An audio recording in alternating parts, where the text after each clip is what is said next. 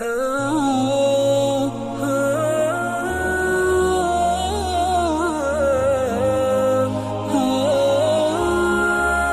تعالیٰ نے یہ فرمایا کہ لو کان فیہما آلہۃ الا اللہ لفسدتا فسبحان اللہ رب العرش عما یصفون۔ اللہ تعالیٰ نے ایک دلیل دی ہے کہ اللہ ایک کیوں ہے۔ وہ یہ فرماتا ہے کہ اگر آسمان و زمین میں ایک سے زیادہ خدا ہوتے، لو کان فیہما آلہۃ، ایک سے زیادہ ہوتے، 2 ہوتے، 5 ہوتے، 10 ہوتے مثلا، تو آسمان اور زمین کا پورا نظام درہم برہم ہو جاتا۔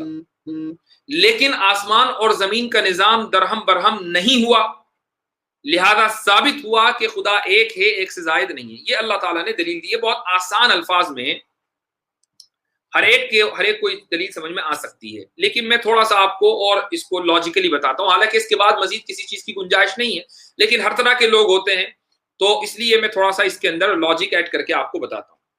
عبداللہ کا موومنٹ اور اس کا اسٹل ہونا، یہ آپ اگزامپل لیجئے۔ عبداللہ کے بارے میں ایک خدا نے یہ ارادہ کیا کہ وہ موومنٹ کرے، اور دوسرے خدا نے یہ ارادہ کیا کہ وہ بالکل بغیر کسی موومنٹ کے بیٹھا رہے، جامد اسٹل بیٹھا رہے۔ تو اب یا تو دونوں خداؤں کی مراد پوری ہوگی تو یہ پاسبل نہیں ہے، چونکہ عبداللہ یا تو ہلے گا یا نہیں ہلے گا، ایسا نہیں ہو سکتا کہ وہ ہلے بھی اور نہ بھی ہلے۔ یا دوسرا جو آپشن ہے کہ دونوں خداؤں کی مراد پوری نہ ہو، یہ بھی پاسبل نہیں ہے۔ ایسا کیسے ہو سکتا ہے کہ نہ تو عبداللہ ہلے اور نہ ہی بغیر ہلے بیٹھا رہے؟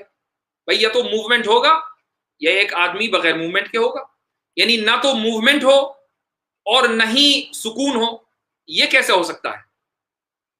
دونوں میں سے ایک چیز کا ہونا ضروری ہے۔ دوسرا آپشن بھی غائب ہو گیا۔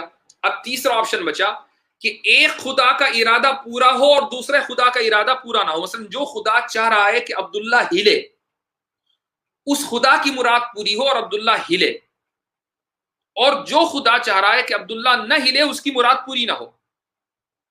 لہٰذا جس خدا کی مراد پوری نہیں ہوئی وہ خدا عاجز ہوا۔ عاجز کسے کہتے ہیں؟ عاجز کہتے ہیں incapable of doing some thing, یعنی جو کسی کام کو نہ کر پائے، تو وہ خدا عاجز ہوا۔ اور جس خدا کی مراد پوری ہوئی وہ خدا قادر ہوا۔ اب جو خدا عاجز ہوا، پھر وہ خدا کیسا؟ خدا تو عاجز ہو ہی نہیں سکتا، وہ تو قادر ہے۔ لہذا جس خدا کی مراد پوری ہوئی وہ ہی اکیلا خدا کہلائے گا، اور جس خدا کی مراد پوری نہیں ہوئی وہ خدا نہیں کہلائے گا۔ ثابت ہوا کہ خدا ایک ہی ہو سکتا ہے۔ یہ اللہ تعالیٰ نے بہت آسان الفاظ میں جو دلیل دی وہ یہ کہ اگر اس کائنات میں ایک سے زائد خدا ہوتے تو یہ کائنات کا نظام درہم برہم ہو جاتا۔ میں نے آپ کو عبداللہ کی مثال دی کہ اس کے ہلنے نہ ہلنے میں ہی اختلاف ہو جاتا۔ یا مثلا آپ پوری کائنات کی مثال لے لیجئے کہ ایک خدا چاہتا کہ کائنات کو وہ آج تباہ کر دے، آج ہی قیامت قائم ہو جائے، اور دوسرا خدا چاہتا کہ نہیں، آج قائم نہ ہو بلکہ آج سے 100 سال کے بعد یا 1000 سال کے بعد قیامت آئے۔ تو دونوں کا ارادہ پورا ہو، یہ بھی نہیں ہو سکتا۔ کسی کا ارادہ پورا نہ ہو، یہ بھی نہیں ہو سکتا۔ جس ایک کا ارادہ پورا ہو اور دوسرے کا نہ ہو، یہی ممکن ہے۔ تو جس کا ارادہ پورا ہوگا وہی خدا، اور جس کا ارادہ پورا نہ ہو وہ عاجز، اور عاجز خدا نہیں ہو سکتا۔ یہ اللہ تعالیٰ نے اس آیت کے اندر دلیل دی ہے۔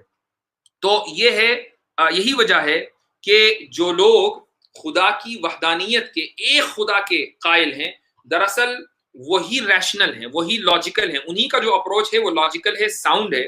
اور جو لوگ ایک سے زائد خدا کو مانتے ہیں، چاہے وہ 10 خدا کو مانے کہ 10 لاکھ کو یا 33 کروڑ خداؤں کو مانے، ان کا جو بلیف ہے وہ ریشنل اور لاجیکل اور منطقی نہیں ہے۔